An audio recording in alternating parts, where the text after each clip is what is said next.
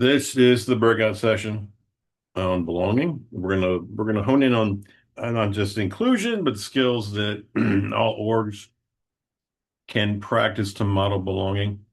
My name is Brian Hara. I use he or they pronouns, and I serve here to you as Director of Inclusive Excellence Education and Support.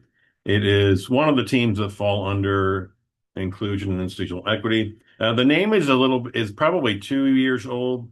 We used to refer to ourselves as DE Education, and I'll say a little bit more about the departments in the division in the next slide. But this session, we want to focus on two larger concepts. We want to um, do a deeper dive within inclusion, in particular on accessibility. It often can be overlooked as an important required component of full inclusion. And then the other piece that promotes belonging, and we want to talk about how it can show up in your orgs, is a set of skill sets.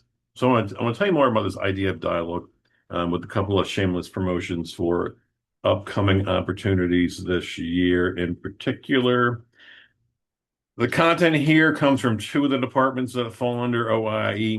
Shout out to my colleague, Dr. Stephen Willems in ADS. We often tag team on this session, and he was unable to join us. So those are the two primary offices behind the content in today's session. But let's sort of jump into it. For those students, if you are new or a returner, the cool thing about TU and its priorities, we continue to prioritize belonging, including diversity, equity, and inclusion. So a lot of these terms should not be new, but as a quick refresher, we talk about the quote unquote DEI 101. Diversity at its simplest form is variety or difference. And that's useful in talking about groups, including your org. Equity is about fairness and how you do what you do as an org, fairness and access and or treatment and or opportunity. And there's a clear difference between equity and equality. Inclusion is all about authentically wanting everyone to actively participate, contribute, and thrive. And as we've said for years on this campus, these three terms are related but not interchangeable. And when you talk about inclusion, you really want to do a full-throated discussion of inclusion, which should include also talking about accessibility. And we'll say a little bit more about that in a couple of slides. Accessibility, getting comfortable with understanding and promoting accessibility in your orgs also means having to talk more about disability and neurodiversity, but full inclusion should include disability inclusion. So let's think about accessibility as doing whatever you can on a regular basis to ensure that everyone can actively participate in all aspects of your organization.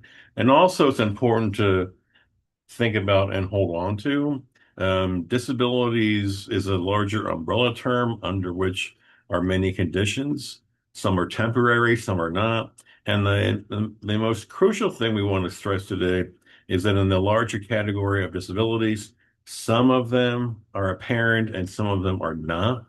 And we're moving away from visible and invisible for a couple of reasons. It does promote buying into visibility, buys into that everyone could actually detect. And it also acknowledges that not everyone has the same level of vision to be able to detect. So apparent and non-apparent is a more useful and appropriate way to think about it. And the graphic is meant to show and remind us there is a diversity of conditions under the larger umbrella of disabilities. And it's important to keep that in mind, particularly as you and your orgs regularly try to do better and better and better when it comes to full inclusion for all prospective and current members of your org. Um, if, as a reminder, as we wrap up the intro, if we continue to strive for diversity and equity and inclusion, we hope the intersection looks like and feels like actual belonging. So we challenge all orgs to regularly have that as your priority. How you do that is up to you, but we're available as valuable and helpful resources. I want to first do a deeper dive into disability and inclusion. Let's say a little bit about accommodations, accessibility, and how to set a plan for your orgs to continue to be more and more and more inclusive.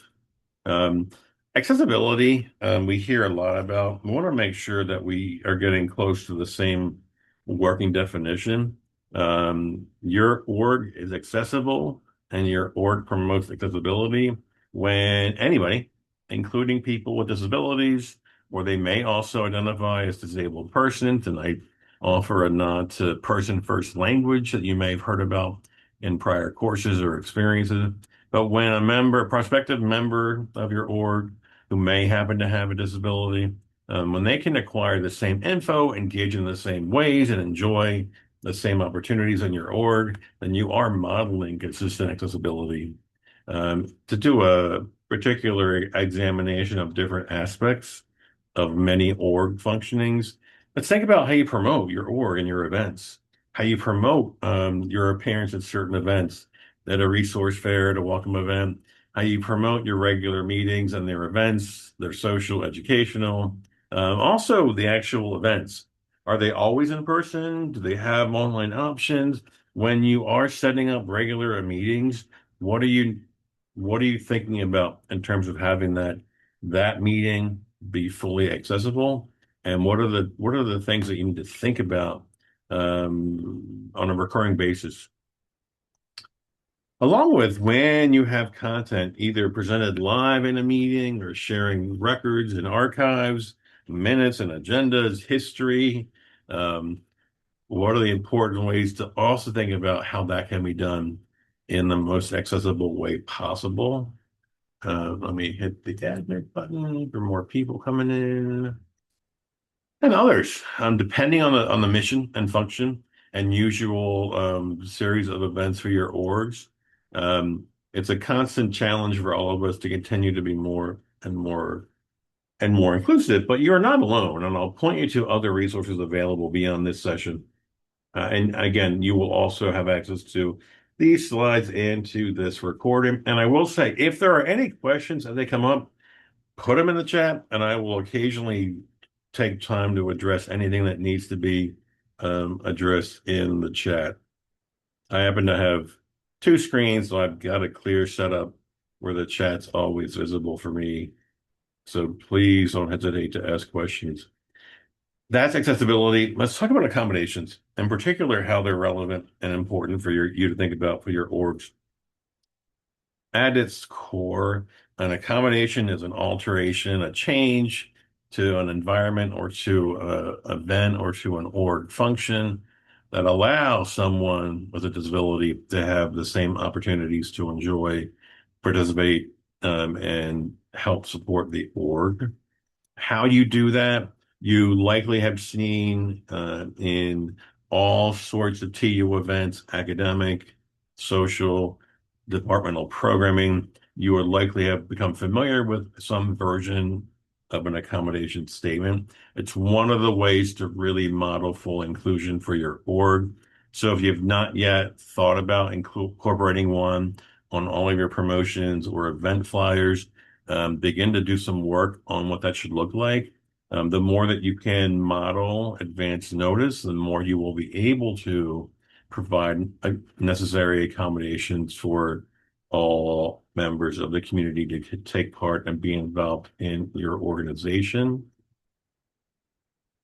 And for student orgs, that responsibility falls on the org itself. You already know you've got the support of Chris and the pro staff and GAs and student activities, as well as additional ongoing workshops and trainings, both from my office, from ADS, and from other campus partners. And I'll talk to you about them before we're done today.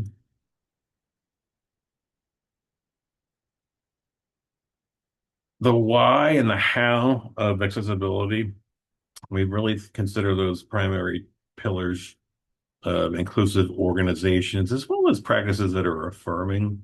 And what I mean by that is consider these questions on a regular basis to really model inclusion. That is a part of that Venn diagram promoting belonging, reflection and planning questions, thinking about who your target audience is and have you left anybody out in that.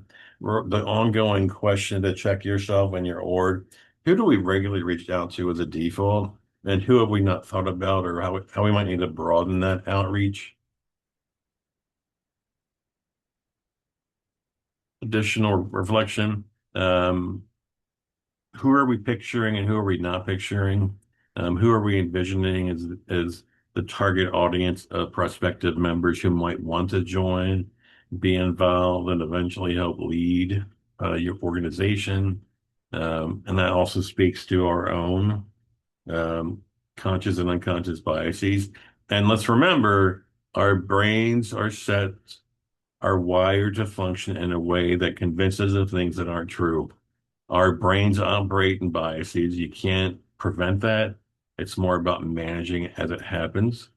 And as an org, what is your commitment to regularly reach out to a broad and inclusive community? And are we actively ensuring that our events, that our programs, either the regular events or the signature events, have we done all we can in advance to make sure that the event, the space, the resources, the benefits are set up to be inclusive? Um, Aside from being inclusive, let's think about what it means to regularly practice being affirming. Examples. Are we really welcoming others to enjoy the organization and its events as intended? So the reflection questions, what would it mean to think about using that strength-based approach? Well, that means um, seeing every prospective member as having someone with something to contribute. Let's say there's an opening for a position for an officer. The usual way you think about those duties involves certain tasks. Are they always physical tasks? Are they intellectual? Are they routine? And imagine unlearning certain expectations. Are you able to practice an approach that every person who shows up as a prospective member could very well have something to contribute? So think not narrowly in terms of a program or an event, but think broadly in terms of everyone has a strength or a skill to contribute, as well as that recognition. Everyone's got their strengths. We are a Clifton Strengths campus, and that's one way to think about it. It's also having to reimagine sometimes the typical functioning of a semester for an org, as well as a typical event, and reimagining how they need to be accomplished and executed. And that's an important way to practice ongoing strategies to be affirming and inclusive. And it goes without saying, the unlearning also requires, let's be authentic and vulnerable. It also requires owning that we all operate in biases. And as you continue to do the work, you realize that there are likely have been things your org is doing that aren't the most inclusive and affirming. And how do you not get stuck in guilt or shame or blame and model always trying to do better, always trying to be more and more inclusive? Um, and that's what I want you to sort of start thinking about. And one of the takeaways from this session today. And it's not simple, it's not easy, it's not quick. What is the org's commitment to have a regular plan to continue to do that work? And that's ongoing. There's no good news, bad news. There's no single session you can attend, get your attendance sheet, and have all the correct answers, including this one. So it really is a commitment to ongoing work. How might you commit to that by modeling who do you charge with that responsibility? It's not just one person or one role, one member. It should be the collective responsibility of the entire membership, but it would help to have people to help nudge, remind, lead by example. Shameless plug. I mentioned that my colleagues in ADS are a useful resource behind the content. Want to do a huge shout out. Both Dr. Stephen Willems in ADS, as well as Dr. Chris Trong, who's in the Counseling Center, they regularly offer publicly and to orgs by request of an amazing foundational session on disability and neurodiversity. So if you're interested in more, you can reach out to them. And that'll really help that you set a plan for active modeling for your org. Taking a break. Okay. Checking the chat. There have been some comments, some private ones. Um, Reminders, you will get the slides quickly. You'll get the recording access. There are no handouts. If there are any that come up, they'll be included with the slides. And by being here, um, there are staff from Chris's office who are checking and recording attendance. So that's taken care of by being here and part of the recording. We're going to move into the part two, adding to strategies for inclusion and full accessibility is skill sets around when interactions get heated. Picture the disagreement in an org meeting. Picture the creative difference of opinion in an e-board. Picture the unexpected plot twist where personality conflicts happen. We want to tell you about a skill set framed as under the umbrella of dialogue. And there's an exciting campaign that my office is leading this year. We're really trying to raise the bar for the whole campus, students and staff and faculty to practice growing this skill set. And it's really grounded in evidence. So I want to tell you a story and some data. There's something fascinating happening on college campuses nationwide for the last, 4 or 5 plus years. And I want to share a little bit of data. The data comes from our partners at the Constructive Dialogue Institute, and they're a really useful collaborator with TU for the next year or two. And I'll tell you about the campaign that we're launching in full force this fall. What's the problem? The problem is students across the country are feeling some interesting things, and we've got some trends to share. It's feeling like there's more and more conflict in the classroom, outside the classroom, in the org, outside the org, in the apartment and the dorm, in the group me. There's increased conflict and there's increased fear from individual students of openly sharing your own ideas. And there's backlash in group or org settings that really make it easy to target the people who are in actual perceived power, which is the targeting of e-boards, of officers. And the results are that combination. It really creates more barriers when it comes to supporting free expression and supporting belonging. So here's some actual data. Imagine the question being asked of you all. How often, if ever, and I'm looking at the bottom of this slide, have you ever been afraid to share your opinion for fear of offending your peers, classmates, or org colleagues? Look at the what is shaded in this graphic is dark blue and gray. So the second two parts of each continuum. Um, so have you been afraid to share your opinions? When in the classroom, the last two bars combined together, it's more than a majority. In the classroom, there's fear. In social settings, there's fear. On social media, there's fear, and it literally just continues to be the majority, more than 49. So there's increased fear in students in sharing their actual opinions, regardless of the setting. Next data point.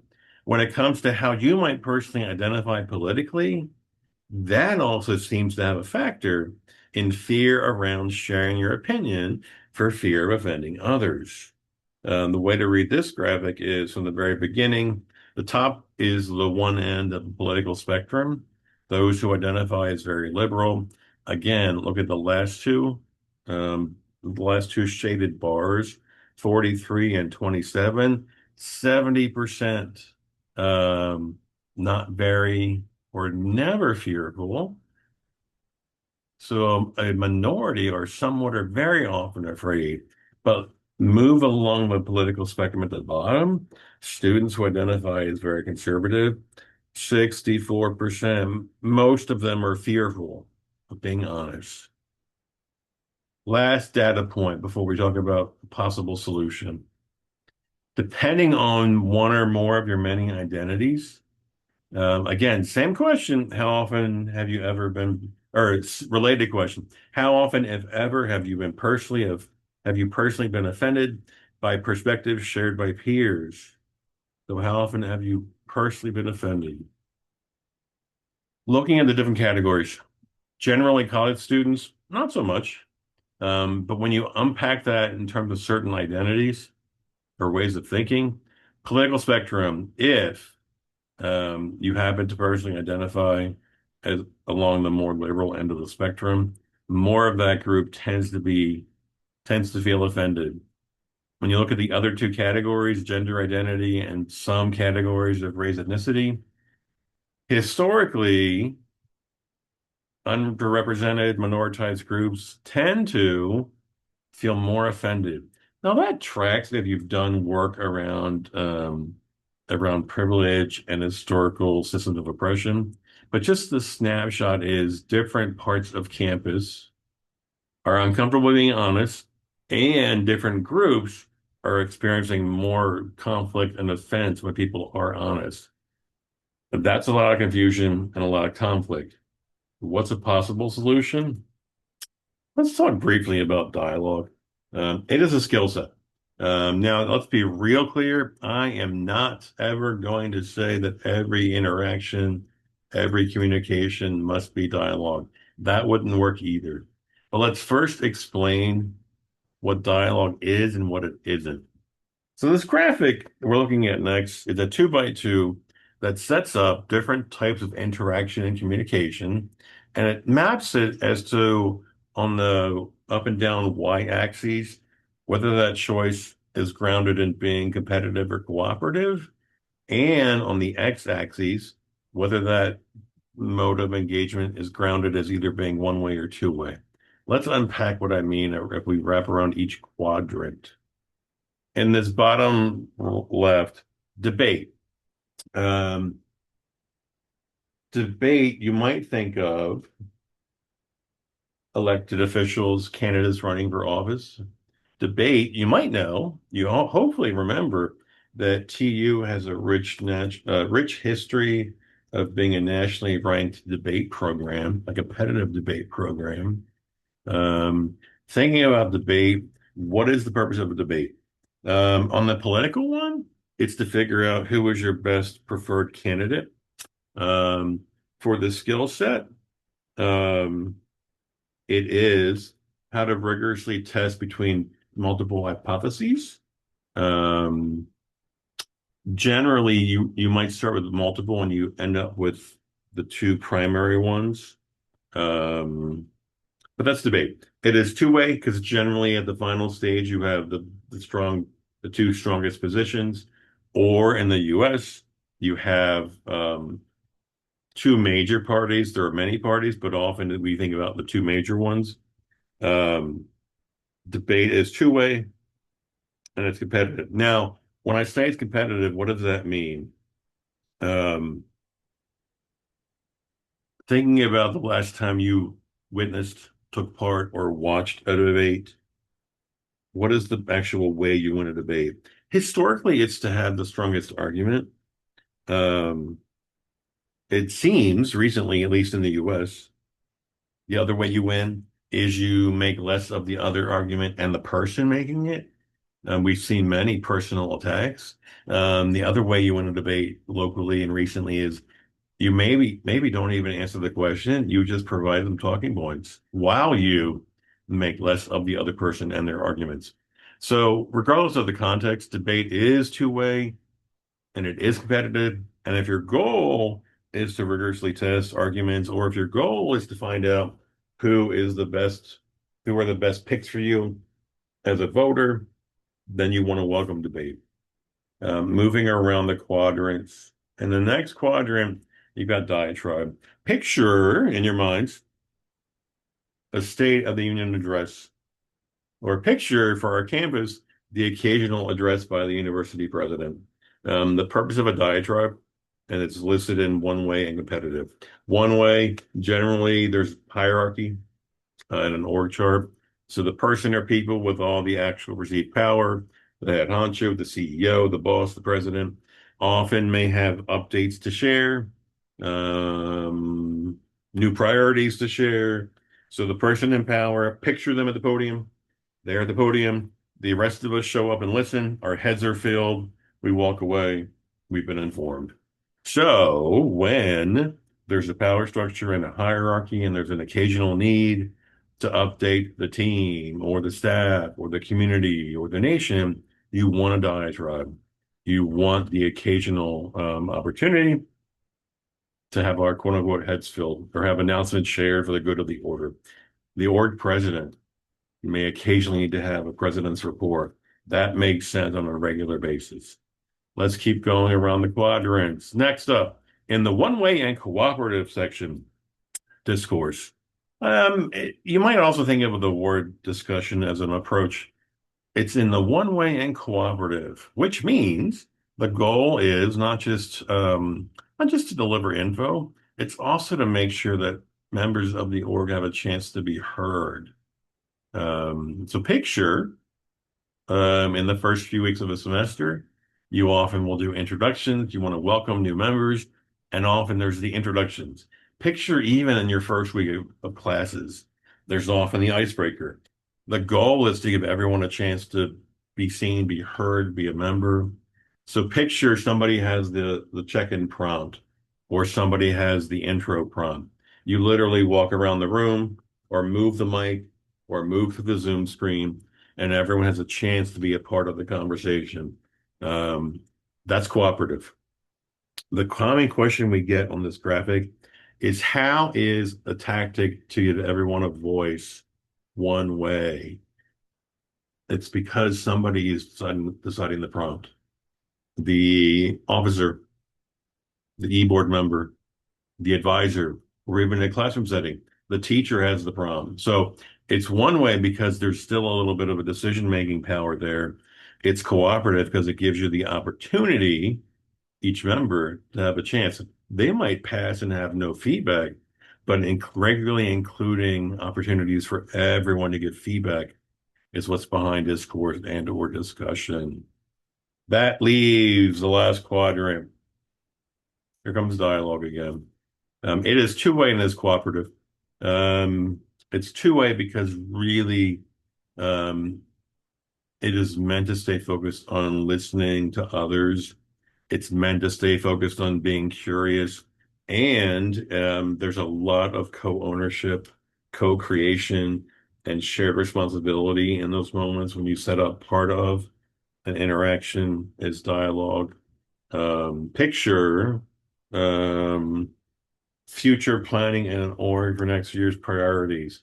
Picture planning a brand new event.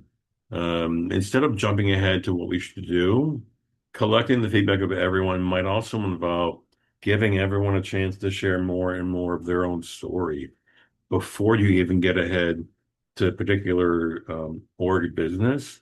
It's just staying focused on listening to others without the need to have your response ready to go, or even listening to others without with suspending the need to even point people to solutions. If you're a fixer, I'm a fixer. I think most educators are fixers. You hear someone having a barrier, suspend your need to be a leader and find solutions, capture more of their story. Think about how often when things get troubling or conflicting or stressful, and you're trying to find someone just to support and listen to you and believe you. Sharing your story, oftentimes the intent behind sharing it is to be heard, to be believed, less than wanting the immediate fix. I saw this meme on social media that talked about, for relationships that matter to you, you might want to check in when someone's coming to you and immediately check and verify in this moment, what do you need? Support or solutions? Which means, what is your priority as someone who's looking for support or assistance or an ear? In this moment, are you looking to be believed? Separately, are you looking for support and assistance for the problem or the barrier? Um, it's challenging to do both at the same time. So check yourself in this moment. What does that person, what does that colleague need most from you? The other thing to say about dialogue, when you choose an opportunity, when you choose a conversation or an event or part of a meeting to be in authentic dialogue, it absolutely means being okay with non-closure. It also means leaving often with more questions than answers. And the intent there is to stay focused on looking to others and capturing their stories and making it less about you and your current views and being open to how others are experiencing the same thing.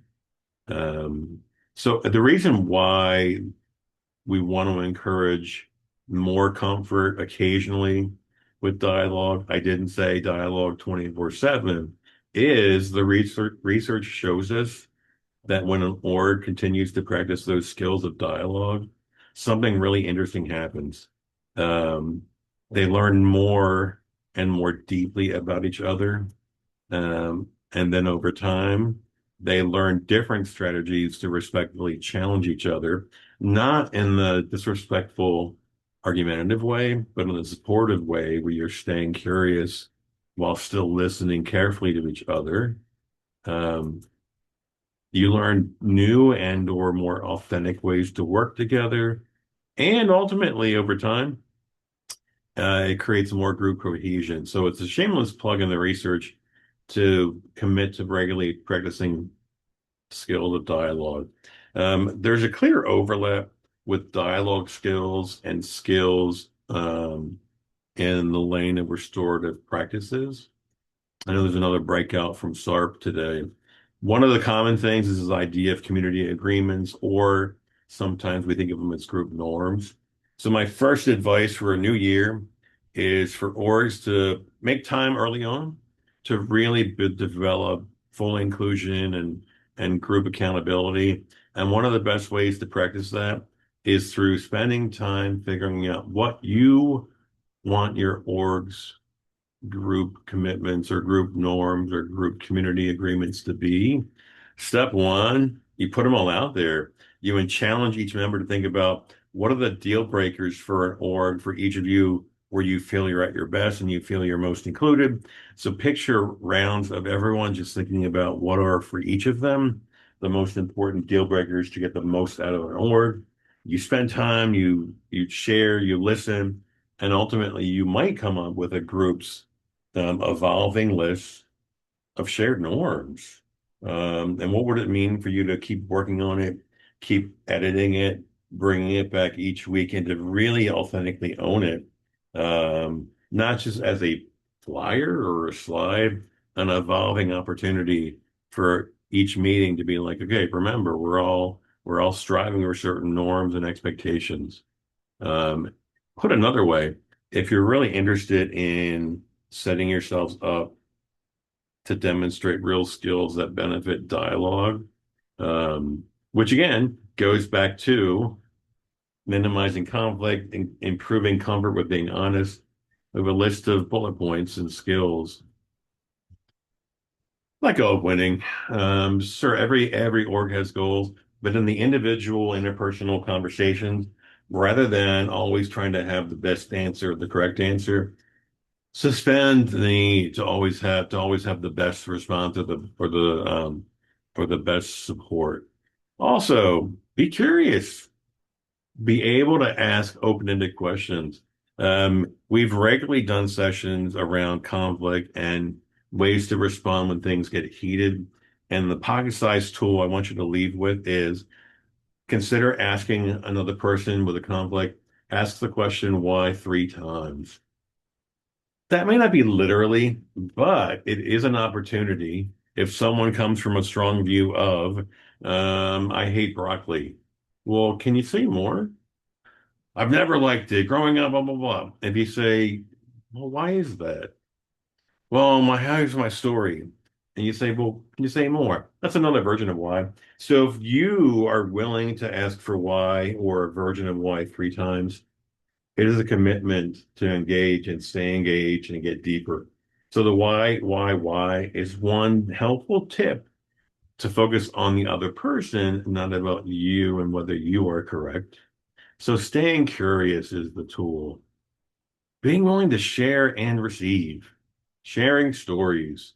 Sharing more stories will help you understand other people, particularly when there might be a strong difference of opinion or a strong personality conflict. Being willing to suspend your stuff and collect their story. Listening to respond rather than listening to react or call out or cancel or play gotcha. Listening, collect the story, listening to respond and listen deeply. As you do all these things, you will ultimately find things that are shared. There may be commonalities you haven't thought about. Our shared humanity at its core. I was doing a session earlier today and share briefly.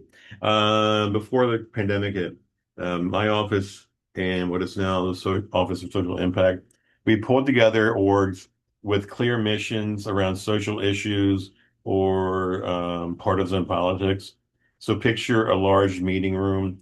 We had the partisan orgs, we had social issue orgs, and we asked them for 90 minutes. We were trying to introduce this idea of dialogue. The first 60 minutes were rough because everybody wanted to debate. Everybody wanted to advance their org agendas and missions, and nobody wanted to listen. It took us an hour. We finally got to the last half hour of deep listening, and there was a humongous light bulb that went off when one of the org members said, "Oh my God, we're all scared." And there was a moment like, "Oh, wow." Scared of how their org is being viewed, scared of being stereotyped from other identities and other orgs, scared of being written off. It was a rare moment I will always remember. At that point, we were like, okay, would y'all be willing to come back again to keep practicing? Everyone was like, sure. Um, Interestingly, a month later, the pandemic hit, and we all went virtual for years. We did try to bring everybody back a few years later. What we had found was the pandemic had a lot of impact, and many orgs were struggling. And we also found, through their own words, a lot of the orgs got more uncomfortable, more conflict, especially because of the pandemic. And there were too many stories of orgs being like, we had to remove people, we had to remove people from office, we had to disavow members. Things were getting really heated. I'm talking about 2021, 2022. Bottom line is focusing on these skills, and I have a couple more to show you before we wrap up, is really a way forward. Remember intent and impact, particularly when there's conflict. We are a public institution and we prioritize inclusion and belonging. So there's a real ongoing challenge, tension between how do we support free expression, knowing that free expression also means people will be uncomfortable. It is a constant challenge for a public institution to do both. The publics must support free expression, and many institutions, TU being one of them, absolutely prioritizes inclusion and belonging. So that's a constant dance and battle at its core. When it comes to harm and bias, impact trumps intent. Does it mean that members of our community can unintentionally harm each other? It does. So what does it mean to keep doing the work around free expression, around hate and bias? And shameless plug, my team in IEES, we are primarily educators, and we also house the bias support function for the campus. So we can say a lot more about resources to respond to incidents of harm and bias. Um, as you think about listening deeply, one of the extra advanced tools is where the immediate reaction might be a thoughtful response or an emotional heart response. It could be both.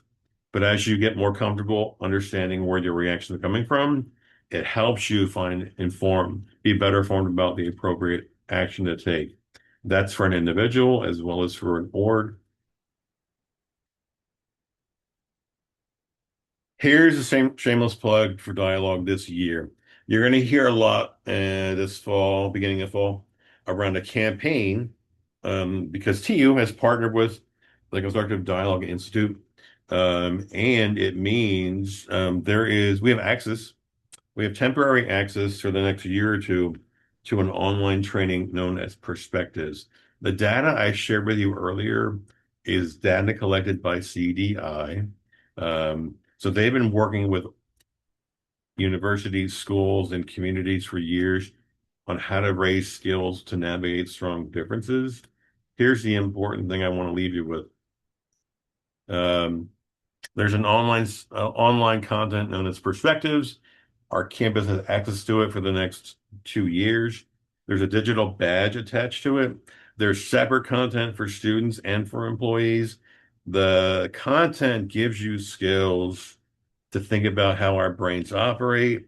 It gives you skills on how to navigate when there's a strong difference of opinion.